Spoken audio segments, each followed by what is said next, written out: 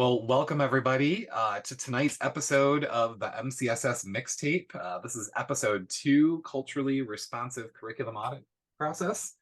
I'm Dave Johnson. I am the current president of MCSS, but I'm also the chair of the Online Learning Committee. And I will do a little bit more in the way of welcome in just a second. But first, I want to go over the ground rules for tonight and give a few quick announcements. If you are attending this session for sketch credit, we will send a form out after the session is concluded. It'll be in the same email where we send out this recap. You'll have about a week to get the form back to our office manager. She's awesome. Her name is Mandy, and you'll email it to info@mcssmi.org. Don't worry, that will also be in the email we send. So be on the lookout for this probably at the start of next week. This is one of several sessions of the MCSS MixTape, and we hope you will visit the MCSS website and sign up for all of them. Our spring conference is also a ways away, but we are spinning that up right now. We will hopefully end up with a volume 2 of the MCSS MixTape because that conference will take place May 3rd and 4th in Macomb ISD in Southeast Michigan. And if you have a lesson, a strategy, or a topic that you're dying to share with others, our call for proposals is now open. Who knows? You might just end up presenting on volume 2 of the MCSS MixTape next fall. And finally, we offer a lot of great programming like this webinar series for free, whether you are a member or not. But there are a lot of great benefits to being an MCSS member, from discounted rates to MCSS conferences, as well as member-specific publications and, of course, advocacy. Your $40 a year goes a long way towards advancing social studies education across the state. If you're already a member, consider renewing early and locking things in for another year. And if you're not a member yet, there's no better time than the present. That's the end of my sales pitch, I promise. Tonight, we are joined by 2 folks from Detroit Public Schools Community District. We've got Heather, who is an educator, an avid reader, and a social justice advocate. I just met her this evening and I already feel like we are long lost friends, so that is cool. And she works in the Office of Social Studies in Detroit Public Schools Community District as a part-time social studies lecturer at Oakland University. We also have Marsha Lewis, who is a MCSS board member as well. She joined Detroit Public Schools as a raising junior in college, working at the district's camp in 1993. 1995, she joined the district as a full-time employee and has held various positions as a teacher. She was named an assistant principal during the 2018-19 school year, and also returned to the classroom in 2017 prior to that. She views a collaborative school environment as the key to creating successful teachers and students, believing partnerships with parents and community partners are essential to enriching the experience of the district and the community. She highlights that joy by supporting the department's programs and academics and volunteering across content areas to celebrate student and teacher success. Her motto and teaching philosophy are, I believe the children are the future, that each child has the right to the best educational experience filled with critical thinking, questioning, and discovery. And these words speak to her love of the students and learning process. With that, let's go ahead and get started. I'm going to welcome both of them here, and I'm going to stop sharing my screen. And Marsha and Heather, welcome, and thank you so much for being here and being with us tonight. Thank you. Thank you so much for having us. Yes. If you've never been on Flight H&M, prepare yourself. This is definitely a flight you don't want to miss. Dr. Heather and I love presenting together, so you never know what you're going to get. So if you've seen this before, it's guaranteed to be a little different today because that's just how we do. Yes. So the 2 of us had the opportunity to work on the curriculum audit for our district. And through working on that, there were some things that we found out that we're going to share with you. And so in an hour, we're going to try to condense what we did at the conference and give you some time to kind of like also process. So without further ado. All right, let's get into it. You've already met us and our Flight H&M. So here we are again. So we sort of started off by kind of engaging with other folks to see like what experience you have with completing a curriculum audit.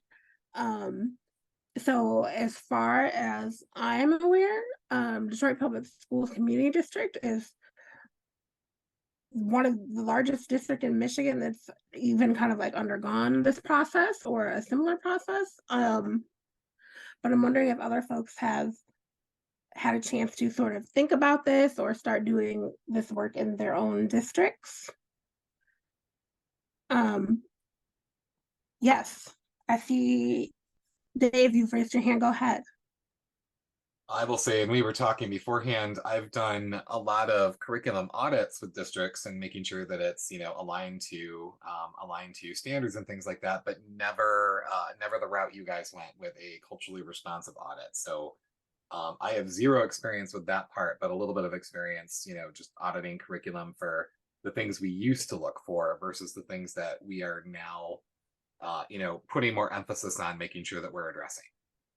So, Yeah, thank you. so Go to ahead. Dave's credit, I will say that without even knowing he was doing this as part of the 2019 adoption of our state standards, as we went in and we thought about them, we kind of started giving this some thought then with being culturally responsive and the examples that we showed and shared with teachers across the state.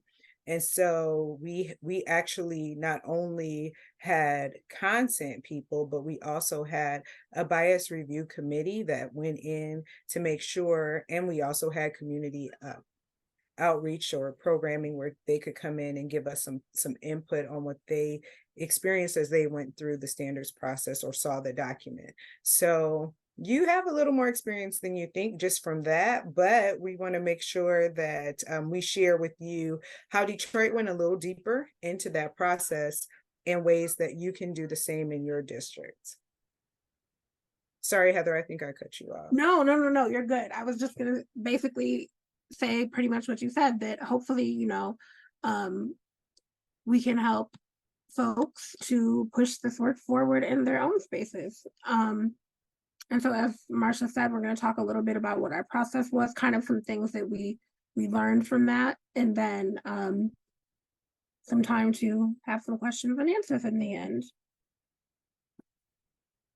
So we'll start with the background, just a little bit of kind of what prompted the district to do this work. So in June of 2020, of course, when there was a lot of movement around racial justice movements in the country as a result of the murder of George Floyd and Breonna Taylor and too many other folks. So the district created this anti-racist resolution stating that we would be an anti-racist institution. And part of that is this piece right here that we've quoted, that we're committed to developing and implementing an equity strategic framework that looks to examine policy, curriculum, and instructional practice to center the needs of our students and the experiences of those that have been historically and institutionally oppressed. So this is one of the things that we found as we were doing this was that Detroit is way more diverse than people think. And so we wanted to make sure that as we went through this process and worked with teachers, that we were taking note to what people knew and some of the things that people just didn't know from just working in the district. If you work at your one school, or if you worked at a few schools, the demographic that you might see may change. And so I've had the opportunity as Dave, I should not have put those dates in there because I can't say I'm 27 if I started working in 93. Wow, I'm going to have to change that bio. But one of the things that we working in the district for so long is that I've seen different ethnic groups and different demographics across the district.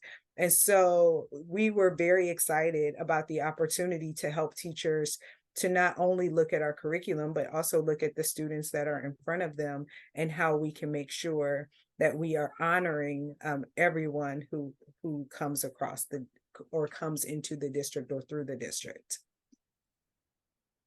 Yeah, absolutely. And you know, just this was sort of where the district emphasis came from for this process. But you know, just personally, like myself and Marcia, I'm sure like we're both people that are pretty passionate about this and making sure that all students have a quality educational experience. So we were quite happy to be able to kind of lead this work in our district. Before we kind of went into the process, we did a little bit of reflection with ourselves and with our teams, to sort of think about like why we're doing this. Yes, the district kind of asked us to do it as a result of this resolution, but what's like the real why? So we thought about the ways in which curriculum and the implementation of that curriculum can be a particular form of violence, and how we can work to sort of minimize that piece. And then how we can, of course, create learning experiences that are engaging and empowering for all of our learners throughout the district, which, as Marsha noted, is quite diverse. Can I also So, just point out really quickly, I'm sorry, no, you're that good. so even districts that don't think they have a diverse population have a diverse population. And so it's always really important to kind of survey or surveillance the land to see and hear what your students are saying. And it kind of gives you some extra insight on some of the things that you might want to incorporate into your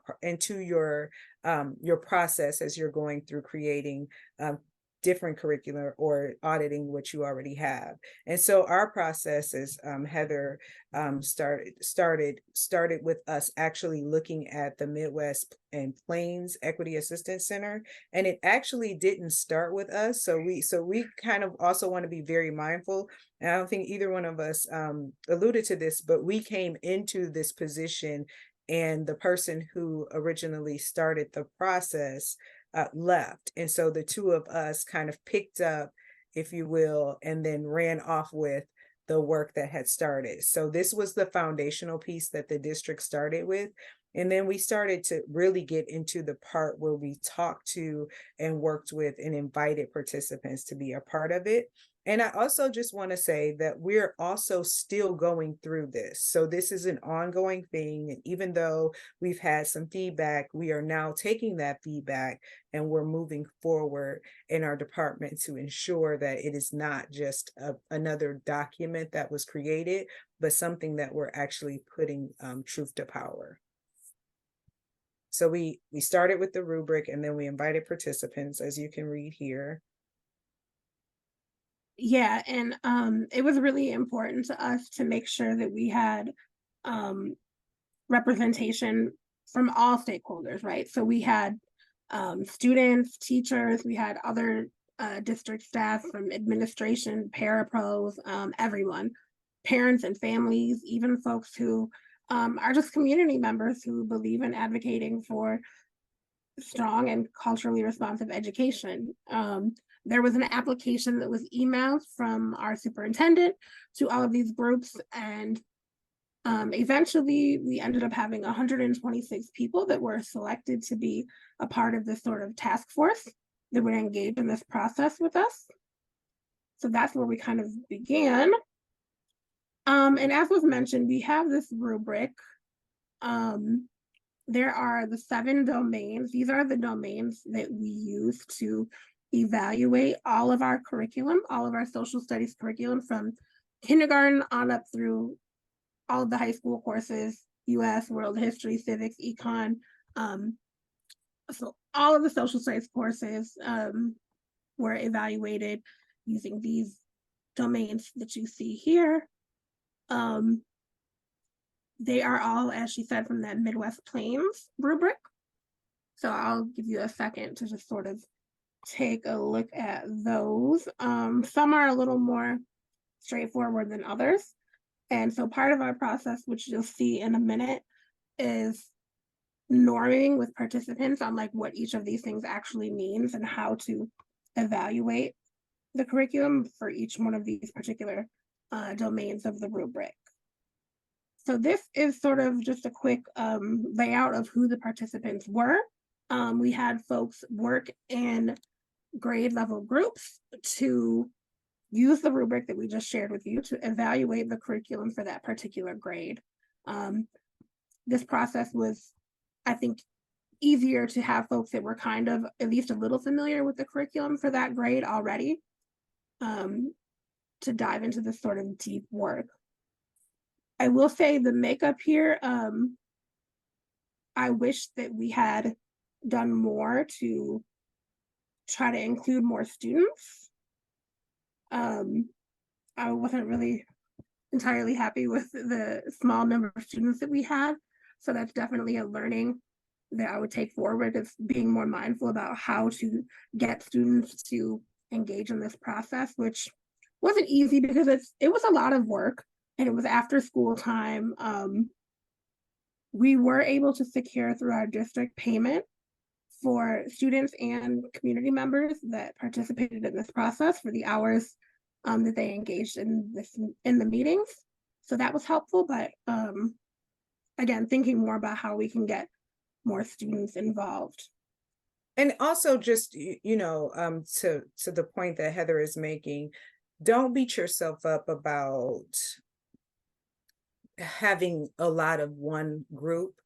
You want to make sure, though, that as you're going through this process, if you find a student or a teacher who you hadn't thought of, that you kind of take some time to invite people into the process who may have missed the opportunity to do the application. You want it to be fluid.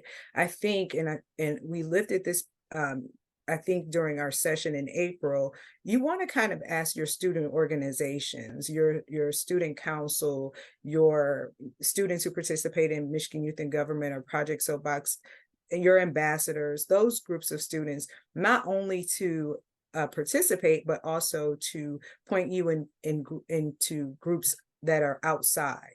And so we have groups like DAM and a healing organization for young people that was started by young people and continues to be led by them, and asking them to kind of sit in the space as well, but also doing the same thing with some of our educators and our administrators throughout the district. So just kind of when you're thinking about the people you want to ask, you may very well send out a survey, but someone might not be part of the survey, may not get the survey, and you still think that person is a valuable member of this committee. Definitely do not hesitate to invite as many voices in, because you really want it to be an actual authentic display of what your population looks like. And so just keep that in mind as well. So this was part of the community task force. And then we also did another survey that had more students involved who took the survey in addition to participating in this first group. So we had them in layers. So we first had this task force, and then we had a community survey, and then we had a teacher group that also participated, so that we could hear from as many voices in the district and in the community as possible. Yes, that representation piece was super important as we were going through this process, and it remains super important, obviously, as we continue to do this work. So the meeting structure, we had 16 total meetings with all of these folks. We had sort of a kickoff meeting where we just kind of explained like what we would be doing, what the purpose was, and sort of what work they would be expected to do. And then for each of those 7 domains of the rubric, we had 2 meetings. So in the first meeting, we would take some time to talk with participants about what that domain means and sort of norm around what that would look like in the curriculum and how to sort of find examples of that or non-examples. And then we also asked folks to make some end scores using a scoring sheet that we provided for the curriculum they were assigned to on that particular domain for the week. And then in that second meeting for that domain, folks were primarily working in just a breakout room with people from their same grade level. Folks kind of shared their scores with each other and talked about why they scored things in a certain way to just sort of build consensus around what the final score should be on the rubric for that particular domain. And then our final meeting was kind of a little while after these evaluation meetings had ended. We compiled a final report of the results. And so we had a final meeting where we shared that report with folks just to kind of, obviously let them see the amazing work that they did. And then also sort of just make sure that we were accurately describing what their findings were. So that was kind of the structure to those meetings for our core task force. And again, it may look different with what you have, but just kind of use the body of people that you have. We do also recognize that we're in a district of like 40,000 people, and Yeah. so you don't have that many people. Just who you have, make sure that you just try to include all voices. Yes. So we're just going to kind of quickly run through a few of these slides. These are some examples of ways that we sort of talked about the domains and sort of normed around what those look like. So this particular one is addressing stereotyping. So we sort of spent some time talking about what that means and differentiating between that and other forms of prejudice and whatnot. We looked at examples that you might see in different types of text or illustrations for each of the domains, and included, we provided folks with a chart similar to this. Each domain was broken down into some strands. And so for the domain that was around stereotyping, these were the strands that were included. And so we sort of took some time to describe each of these and again, norm around what that means and what it would look like in the curriculum materials. So in addition to us having the strands, we also used the opportunity to help where there were some questions. And so with some of the questions, when they were grading the rubric, people were not sure if they were grading in the positive or in the negative, and they wanted to make sure. And so you really have to make sure as you're going through these with your groups, before you put them into whatever groups that you put them in, that you're very clear on what they're being asked to grade or to score, and that will save you from having incorrect or people needing to go back and change their scores based off of the misconception. So you really want to highlight all of the strands, especially multiple times. And we even had some videos that explained what it was that we wanted from each strand or what each one meant, so that there was a way for the participants to go back in and kind of look at them during that time. And so I think we did one for not all of them, but I think probably 5 of them, so a good amount. And then for the other ones, we just kind of just continue to model and redirect if needed anyone who may have had some questions about scoring. Because if your scoring comes out where people are not scoring based off of what they think they're scoring on, it throws your whole audit completely to nothing. So just something to think about as well. Yeah, and so on that note, we'll show you kind of what the scorecard looks like, and I would definitely reiterate what Marcia just said in terms of making sure that the scoring process is really clear. So that's something we should have done a better job of, I think, in the beginning. yeah, and so you know, not to beat ourselves up, it was the first time, and unfortunately we came into the process after it had already started. I'm thinking we probably should not have put these the actual titles up here, so pretend like you can't read what those first two say. But teachers, students, community members were all, administrators were all asked to, but for each strand to score it. And then they were asked to put, based off of that, what they thought would help to increase culturally responsiveness being present. And so it was either through materials, it was through professional development guidance, or they felt like there was nothing needed.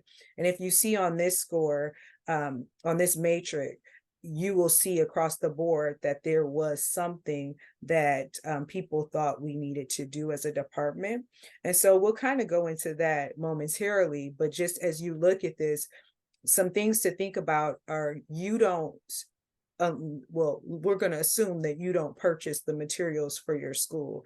And so there are other ways that you want to make sure that you are lifting the need for cultural responsiveness in the grade or in the subject by using the standard or however. And so that could be professional development. If you are part of the materials committee and you have the money and the funding to do it, then you may want to just get rid of what you have, but also guidance on how to teach culturally responsibly. And so sometimes that means that you're going to have to make sure that you're budgeting for people outside of your district or people who've been trained in your district to help teachers as they're going through these materials to pull what is needed to best suit the students that they will see in front of them. Oh, So, yeah. oh, you went back. Oh, okay, my bad. No worries. All right. So No, yeah, go one more. We did the scoring. Yeah, right here. yes. So after all of the scoring process was done, we went through with some fancy Excel formulas and came up with some average scores by rubric domain and by the curriculum material. So in our district, we use multiple different publishers for our social studies curriculum. So we calculated average scores for, again, by the domain and by the different curriculum materials. And just like any good research, we had to do some triangulation of our data. As Marsha mentioned earlier, we did have some surveys for folks who wanted to provide input, but couldn't commit to the time to engage in this task force because it was a big ask for folks. And so we can include as many voices as possible, as she mentioned earlier. We also had a teacher-only task force. So again, this was an opportunity for teachers. This was just a 2-day sort of intensive process. They went through basically the same process, but it was just squeezed into 2 days. Again, for teachers who may have wanted to participate, but couldn't make the time commitment of doing like the essentially like year-long task force work that we did.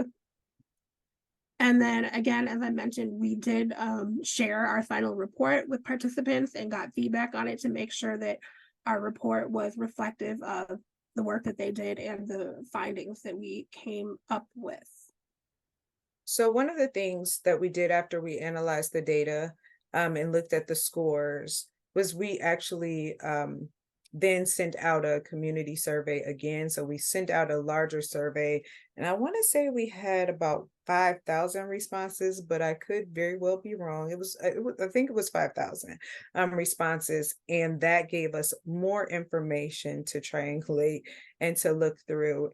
But the findings across the board tended to be the same through all of the avenues that we went through. And so it's important as you think about when you think about doing an audit, and we didn't say this earlier, but if you're thinking about doing an audit of the materials that you use at your school, the first question you want to really ask yourself is, am I willing to get rid of all of the stuff we just purchased last year? Am I willing to admit that whoever chose these materials did not do it with a culturally responsive lens, did not think about the body of students that they might see?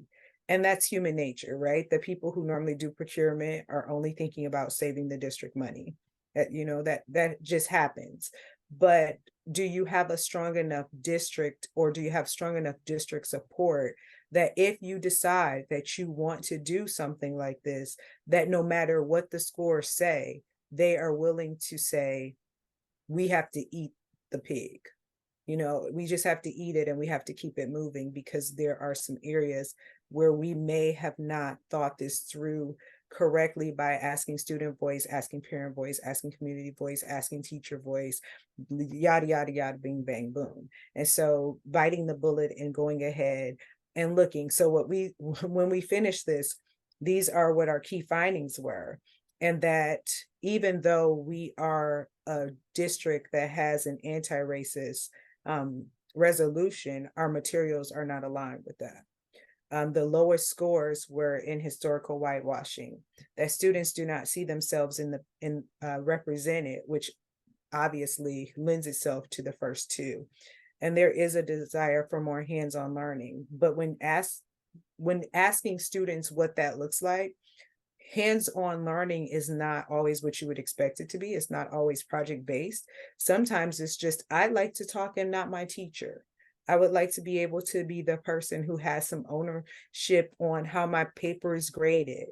I am a student who learned English a few years ago, so I'm still struggling with comprehension. I would like to be able to do a video or a painting or a picture or something that shows mastery without it being something that I have to write. And so there are a lot of things that we were able to get just from the survey information and the findings from the teachers and community. And so those are just really important things to think about. Your key findings may give you all of the things you weren't expecting, and then your key findings may confirm what you already knew. Your key findings may make you look at yourself and say, oh crap, like I played a role in this and I didn't even realize that I was, anchored in making sure I had something that was new, making sure that it was, there was a pretty picture of somebody on the cover, but not really taking the time to look at the materials and to see how they would affect the student population. So those were the key findings that we found. And so you see here, we scored very low. And so we said we work for Detroit Public Schools, and just in case, there might be people who don't know this, it is not only the largest district in the state, but it is also the most heavily populated of Black students, of Hispanic students. So a lot of the students who we see on a daily, we weren't even taking the time to ask them how they felt about the materials. But, and this is the crazy thing about social studies, right? But we're constantly asking them to critically think and to give reasoning behind why they feel the way they feel, while telling them that we don't value, and not on purpose, because I don't think any of this was done maliciously, but not valuing enough their input in what we're using to teach them. And I think that if you are thinking about doing an audit, really and truly think about, or if you're going into a school and you happen to come across some materials that are questionable, seriously think about, is this personal or professional? And I have to do that. And is my personal interfering with my professional and the way that I think about things as a human based on how other humans think about things? And so when you're doing your audit, you really want to make sure that you are constantly in your own mind. Even when you're doing your lessons, you should do this, but thinking, am I practicing cosmetic bias, invisibility, linguistic bias, stereotypes? So all of these things need to become a part of your everyday thinking as you're thinking about how you're conducting lessons, but also the materials that you're choosing to use for your students. So those were our findings, very low. Most people disagreed. And the only one that tended to be a little higher was linguistic bias. And even with that one, it's not where you would expect it to be for good production, for sure. Yeah. Ooh, And so these are some of the findings that we got from that wider survey that was mentioned earlier. So you'll see the one on the left. The questions were posed to district admin and community members on how well they think our social studies curriculum is representative of students. And in just looking at it, in the district admin column, you've got half of our district admin that only rated it a 1 or 2, so not at all or very little. And same thing with community members, it's almost half there in that 1 and 2 section. So clearly a lot of work. And then this chart on the right shows some survey results from students and how they see themselves represented or not. So some of the things that stuck out to me, for example, was only 33% of our students in grades 4 through 12 said that they often learned about people, the history or culture of those who share their ethnic identity, which is entirely too small of a number. And again, if you go further down the chart, only 24% of our 4th through 12th graders and 31% of our kindergarten through 3rd graders felt like they had opportunities to celebrate their culture and identity often, which is something that definitely we are working on changing, because those numbers, we would really love for them to be much higher. Again, we have all of those lovely numbers that people love to see. But we also felt it was important to include the actual voices of students and other folks. So we did include some qualitative data in it as well from those community surveys and all of those kinds of, and the task force opportunities. So there's a couple here that we pulled out that we thought kind of stuck out and really were representative of some of the key findings.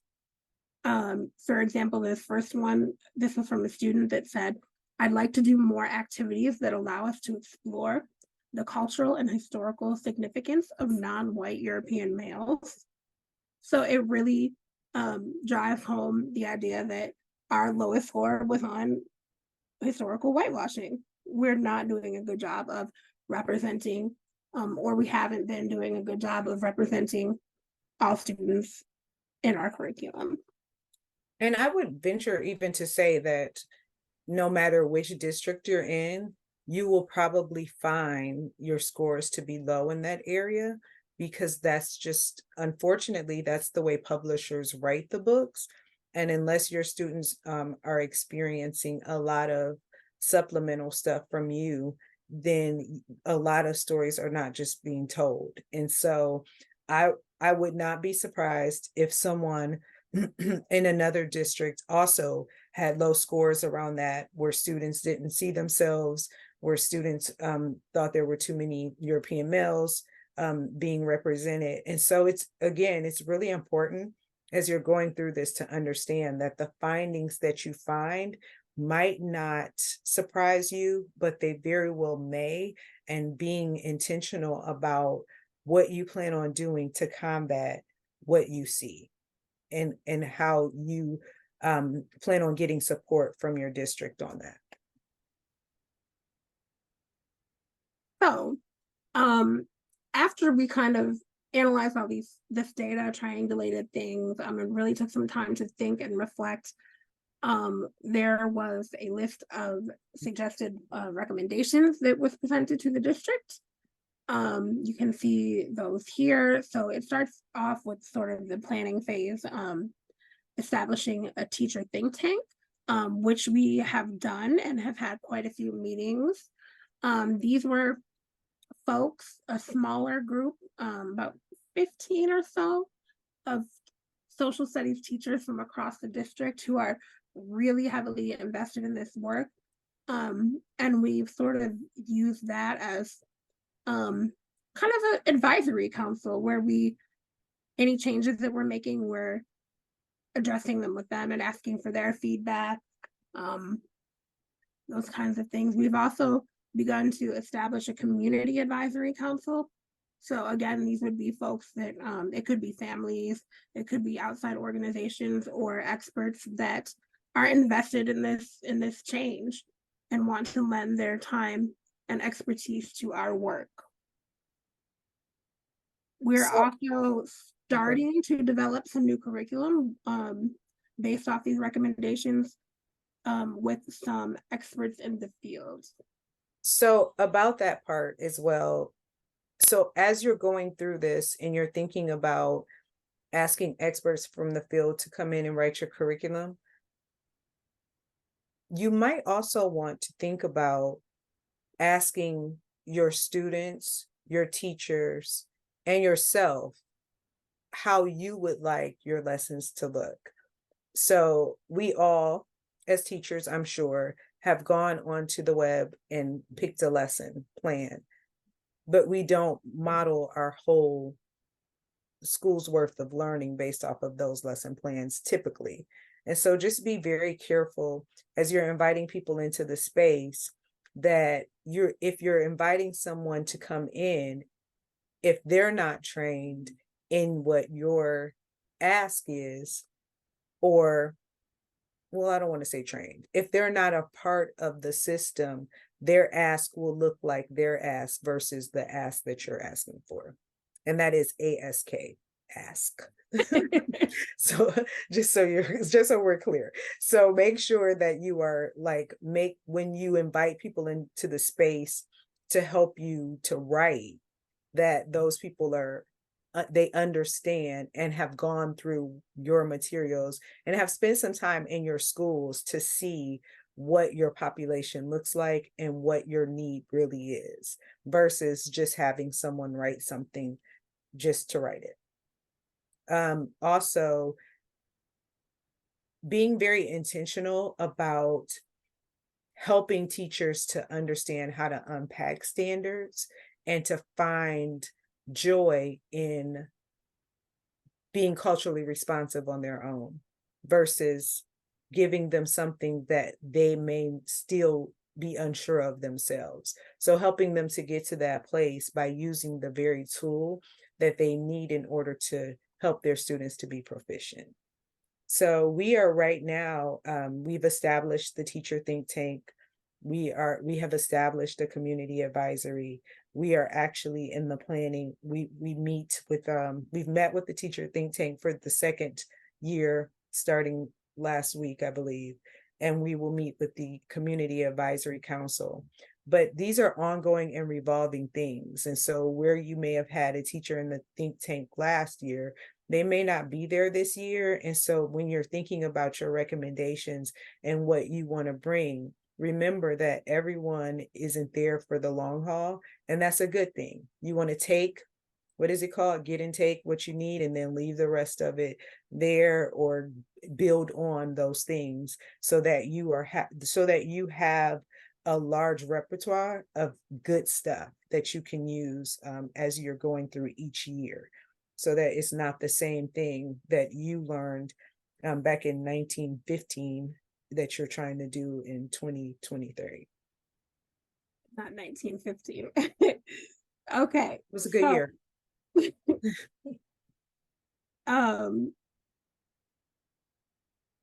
So as Marsha was mentioning, we started to restructure the curriculum.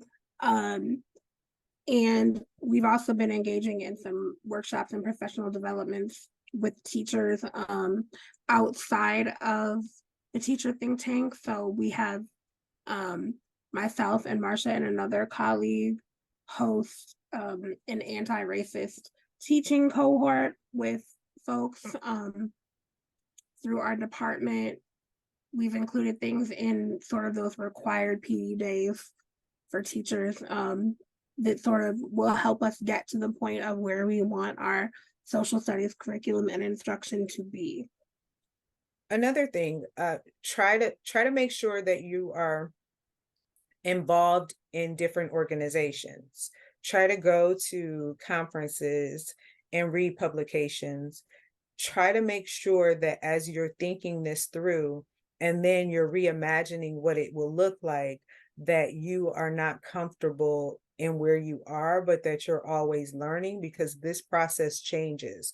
There are things that just change over time. So, at 27, there are things that I'm learning each day that I may not have known, like when I was 25 or 21, but each day I'm moving forward and learning new things. And it's going to be very important when you're auditing that you're looking at what other people are doing. So look at, I think we looked at Minnesota and one in Chicago. So make sure you're looking at other people's work and taking what you want, leaving what you don't, and holding yourself to a standard of excellence so that you can get where you're trying to go. And if you're not ready to do a workshop, making sure that you're attending it. And so, Heather, you can go ahead. We learned a lot from this process, and we're still learning a lot from this process. This is not for the weary. So you can't come into this and expect magic to happen overnight. And a lot of times people have to help me to get there, because what I said in my bio is, if anybody knows me, I'm not just saying that. I really truly feel like every student in the state belongs to me, and that their learning is valuable. And that if I go somewhere and I see a small child and I'm like, what did you learn at school today? That they're going to tell me something of value, and not that my teacher had me do a worksheet about something frivolous. And so we have learned that we have to really be intentional. We have to look at the fact that we have all gone through, even if in different districts, we have all gone through the same traditional education, and that the majority of us learned to be trained, not to actually think. And so we have to really be okay with the fact that it's a process, and that you're going to have roadblocks, and the roadblocks may just be you sometimes being frustrated, and you have to stop and have some conversations with yourself. I'm the queen of talking to herself. You have to have some conversations with yourself, like, look, this is a process. Don't run. Be committed to that process. Allow yourself some grace, but not so much grace that you forget the mission. And the mission is to be intentional in what you're doing, so that you get to the end result of what it is that you're set out to do. And that's to make a product that students not only love, but that they're going home and they're telling their parents about the joyfulness of your class and what they're learning there, or your institution. So it's important for us to not just check this off, but for us to really and truly be committed to this work and to the process, and to have people around us who will say, get up and go for a walk. You need to move away from this work for a few minutes. You're driving yourself crazy, and you're driving me crazy. You need people like that in your life. And so Heather and I may not be the ones who finish this. We've started, we didn't even start it. So that shows you, we didn't start it, we took it on, and we're taking it further. And our hope is that at the end of the day, someone else will take it even further, and that it'll become a practice. That it will not only become a practice, but it'll be, stamped into what the expectation is for the district, for the teachers, for school administrators, when they're thinking about what they want in their school buildings, what type of materials. So those are just the things that we wanted to make sure that we learned and talked about. And Heather, I don't know if there was something else you wanted to add to that, but yeah, thankfully we have each other. If you're doing this by yourself, call us. Call us, and we'll go down the rabbit hole with you, because it can drive you crazy for sure. Yeah, absolutely. And Marsha mentioned it too, but I just want to reiterate, like, it is a process, and at times it's a really messy process, right? Like, as was mentioned earlier, like, the people that chose this curriculum are still in the district. So it can be kind of maybe sometimes a difficult conversation with folks to be like, hey, what you chose probably wasn't very good, or maybe what I chose wasn't good. So really doing your own internal work before you start this kind of process is super important, and being okay with having some uncomfortable experiences and some mess, right? Like, that's where all the best work comes from, is out of the mess. And just as Marsha mentioned too, like, this is something, we're both really passionate about and committed to. So if there are folks who are thinking about embarking on this process, please feel free to reach out to us. Happy to thought partner or anything, share some deeper learnings with you, whatever might be helpful, so that hopefully we can move this work further throughout the state, throughout country, and just make our schools inviting and empowering places, especially in our social studies classrooms, for all of our students, for all the babies. I think that is kind of the end of what we wanted to share with you. We wanted to leave a few minutes in case folks had any questions or anything about what we've shared with you. I do have a couple of questions, but I want to make sure some of the others in the Zoom have a chance to as well, because I can always ask you later. They can too, because the other people that are here are students that are in mine and Marsha's methods class at Oakland. so go ahead, ask away. Well, I had a question on, and I saw the numbers of students in the chart, and you said you were disappointed in the number of students that were in the chart, but the point is still you had students in that chart. And I'm wondering, what did student participation in the process look like? Because, if I were to sit down with them with my old lesson plans, I wouldn't know that they would know what they were looking at. So I'm just curious how you utilized them in that process, because I love it and I would totally do the same if I knew how to tap them into the right area. So we did a few things. So one of the things we did, we actually had students who were part of scoring. So they were part of that first group. And they would come to the meetings and they would actually score the information, and they would have lively conversations in the breakout rooms about how they felt about the material and the things that they were learning. And then we also, no, I think we did three things. We also did a survey with students that included students that they were allowed to do. But we also, third thing, was that we actually went into schools and modeled some lessons, and students were able to score the lessons based off of that. And so that was because we wanted to make sure we were hitting not just the high school students and the middle school students, but the lower L's as well. And so we had an opportunity to go in and they were able to smiley face, like or not, the lesson that they learned. And you find out a lot about what you think they don't know when you ask them how they feel about something, and they have never been given the opportunity to tell you before. Students, you're like, oh, they're just all gonna like it. They're little kids. What are they? They let you know for certain. I did not like it, and this is why. So trying to do some different things will get you some results that are really authentic in the Yeah, process. and I'll say too, I found that the students were really, really helpful in those think tank meetings, Mhm. because often they were working with grown-ups who weren't as familiar with what they're learning every day as they are. Like, they're the ones that are learning it every day. So they were able to provide some more information about how, yes, this is a curriculum on paper, but they were able to provide more information about how it was like implemented, how it was playing out in their classes each and every day. So they made some really super valuable contributions to those discussions. And the neat thing was they were in the session with some of their teachers. Mhm. So depending on who the student was, they were able to let their teachers know, like, seriously, we don't like this, right? And the teacher was able to say, seriously, I don't either, right? And then they were both like, well, why are we doing this? And so Mhm. that was a bigger question for us.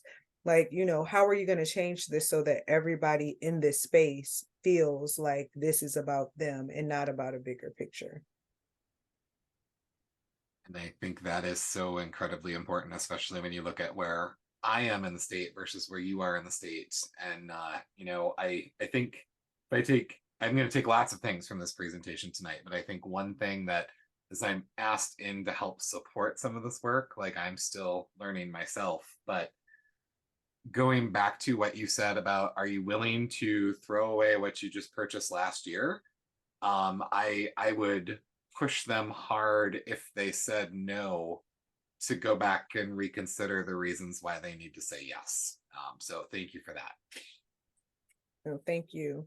And thank you for this opportunity, Heather and Mhm. I, really and truly, I'm going to be honest, I didn't realize how much this was going to impact me at the beginning, because I had just done this in 2019 and I was like, oh, this will be like, no, it was not. When you're actually looking at your own district where you work and where you are actually doing the work, it changes and makes you look at things like, wow.